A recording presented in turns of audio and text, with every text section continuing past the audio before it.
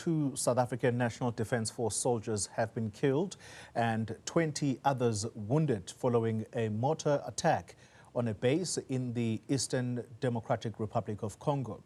The army personnel are stationed there as part of a SADC force to help the government fight the M23 rebels. Another South African soldier was killed back in May, while 2 others died in the month of February.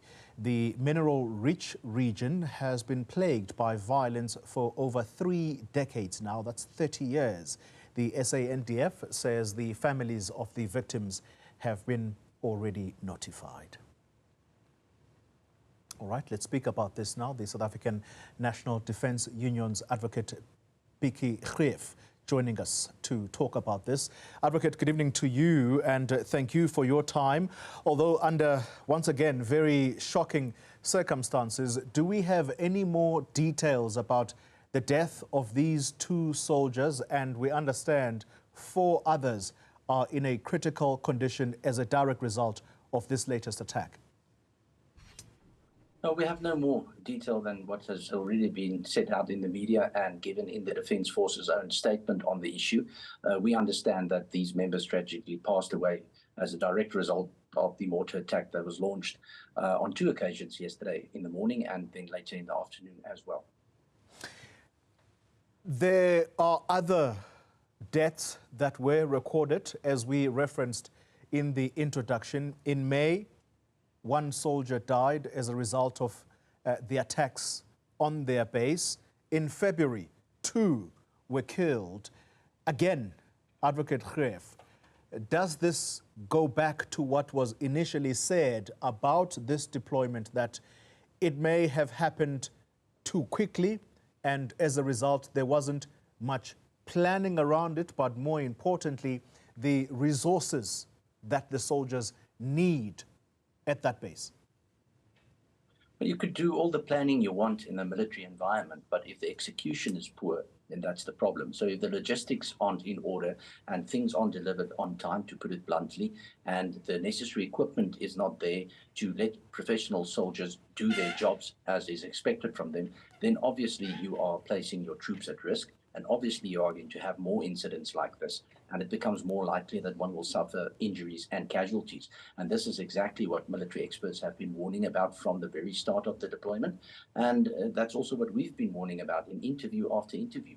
We expressed our concern that this will reoccur and it will become more frequent and more deadly, as long as circumstances remain the way they are now, where our troops have no air support, where they need a lot of other equipment and systems that I'm not going to go into for obvious reasons. We don't want to give away information on what exactly is the problem there in terms of supplies and so on. But there's a dire need on the ground for certain equipment and certain kinds of support that is simply not there now. The Defence Force Minister in the DRC, this is the Minister of Defence there, he is quoted today in a report on News 24 as saying the following, and I want to quote directly from him. He is assuring the South African government that, quote, their government will spare no effort for the security of all SADC forces deployed in the east of the country. Does that go any distance in assuring our soldiers that indeed they are safe when on more than 3 occasions now they've been attacked and there have been casualties? I think the first thing we must realize when we have this conversation is the context, and that is that we are in a combat zone.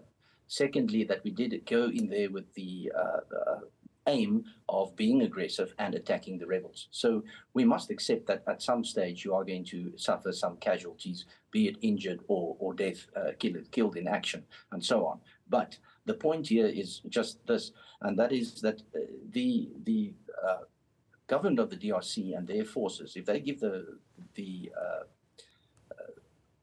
tell us that they are going to protect us adequately, That doesn't go far enough. We know from daily reports on the ground what is needed in those South African bases. It's certainly not something that can be provided by the forces of the DRC. I'm speaking about major air support and firepower and so on. And certainly those kinds of assurances don't really, it rings kind of hollow, to tell you the truth. What we need is support from the South African authorities, from the SANDF, and it's by no means is the union putting this at the feet of the SANDF that's to blame. It's not. This is a resource problem. It's a financial problem.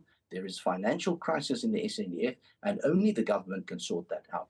And I really think it's time that Treasury comes to the party and that we realize that when our soldiers come under attack, this country comes under attack, and it needs an adequate response. An adequate response right now would be to enable our defense force, especially our air force, to get our air support there, which is much needed and will be a very, very great deterrent in the combat.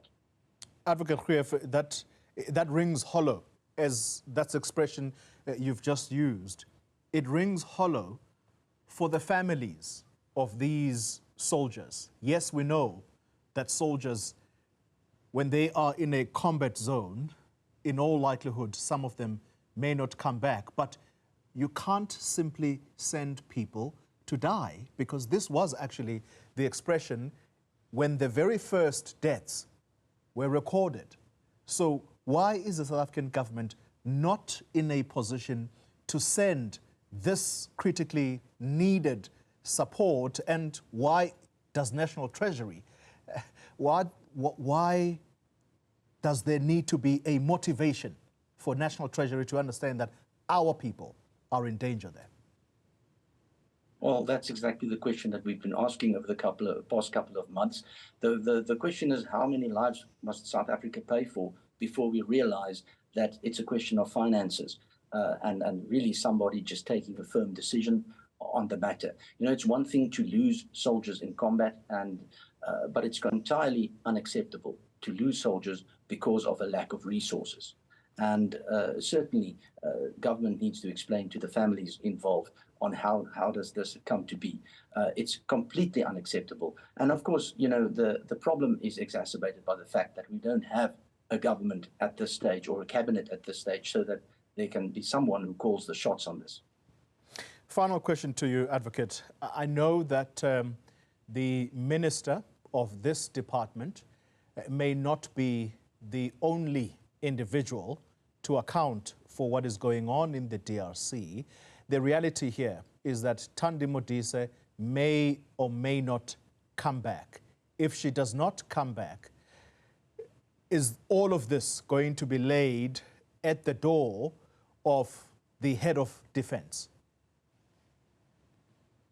I don't think so. And, you know, I think it's a shared responsibility in government. After all, the president of this country is the commander-in-chief.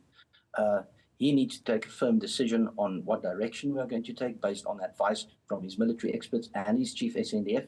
And I believe the time has come for that. It's very difficult without a minister being appointed there as well, because that would have closed the chain of command to a certain extent, or completed the chain of command satisfactorily.